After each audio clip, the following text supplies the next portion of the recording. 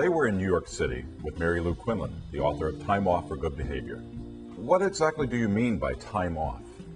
You know, we all have that someday I'll get some time to take a nap, to get a break, to clean a closet, but really to realize our dreams. And we don't do it. We put it off. In the book, you mentioned the role of stress in all of our lives. How does stress specifically affect women? Because women take on a second shift. So for many women, they have their day job, whatever that might be, but it's not over at the end of the day. They have family and children and in-laws, and all of the stress that women feel can get pretty scary. I mean, stress can end up in eating disorders and depression and heart issues. So it's a serious issue for women. Aren't the type of lives that women have today with career and family exactly what they fought for in the women's movement? Yeah, we got what we wished for. We grew up with that 70s mantra of you can do anything, you can be anything. And we took it literally. And a lot of women forgot to have a life. Like, whoops, forgot to fall in love, forgot to have a baby, forgot to do a lot of things. So yeah, we got what we wished for, but I'm not so sure that we love what we got.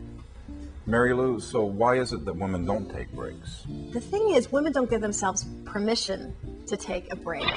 And even though they're desperate for it, they need some kind of an excuse. One woman told me, I had strep throat last week, best 2 days of the year. Another one, she said, I had elective gallbladder surgery as a way to get time off. I'm not kidding. And another's fantasy is, she said, if I could just be kidnapped for 2 weeks and then returned, I'd be so happy. So that's how much women want a break. They will go to great lengths to get time off, and they just need an excuse. I believe that your book is a much better option than any of those. Yeah, I hope so.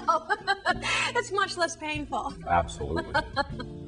In your book, taking time off seems to be a catalyst for following your dreams, is it not? I believe that taking time off is like lifting the window and letting some air in and letting your mind open to what could be and allowing you to make your dreams happen. In your book, you give some great descriptions of time off. Would you mind giving us some detail? My own time off was unbelievable.